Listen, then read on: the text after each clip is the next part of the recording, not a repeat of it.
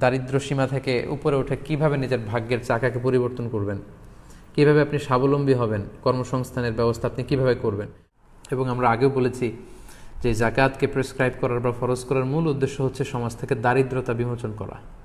অর্থাৎ আমাদের শহরের এক পাশে থাকবে 5 তারকা বিল্ডিং, আরেক পাশে বস্তিতে লোকজন না খেয়ে থাকবে, রাস্তার এক পাশে 5 তলা আরেক পাশে গাছতলা। এটা ইসলাম চায় না।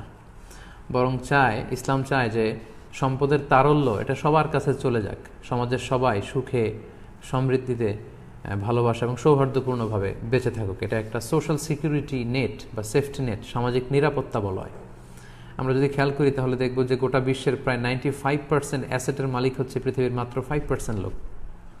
মানে এই পৃথিবীর মাত্র 5% লোকজন বা ফ্যামিলি পৃথিবীর 95% অ্যাসেট বা সম্পদগুলোর ওন করছে বা মালিক তারা।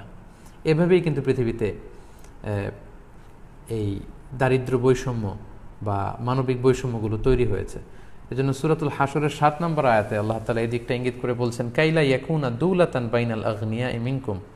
ইসলাম চায় যে সম্পদ যেন আমাদের কারো মাঝে কুক্ষিগত হয়ে না থাকে, বরং সম্পদের তারল্য যেন সবার কাছে পৌঁছে যায়। এবং আল্লাহ রাসূল সাল্লাল্লাহু আলাইহি ওয়াসাল্লামও কিন্তু ওনার পুরো জীবনব্যাপী এই দারিদ্রতার বিরুদ্ধে যুদ্ধ করে গিয়েছেন বলা যায় অনেকটা। অর্থাৎ মানুষকে স্বাবলম্বী বানানোর জন্য, দারিদ্রতা বিমোচন করবার জন্য, কর্মসংস্থানের ব্যবস্থা করে দেওয়ার জন্য বিষ্ণু ইসলাম কিন্তু আমরণ কাজ করে গিয়েছেন। এবং তিনি নিজেও ব্যক্তিগতভাবে দারিদ্রতা থেকে আল্লাহ তাআলার কাছে পানাহা চাইতেন।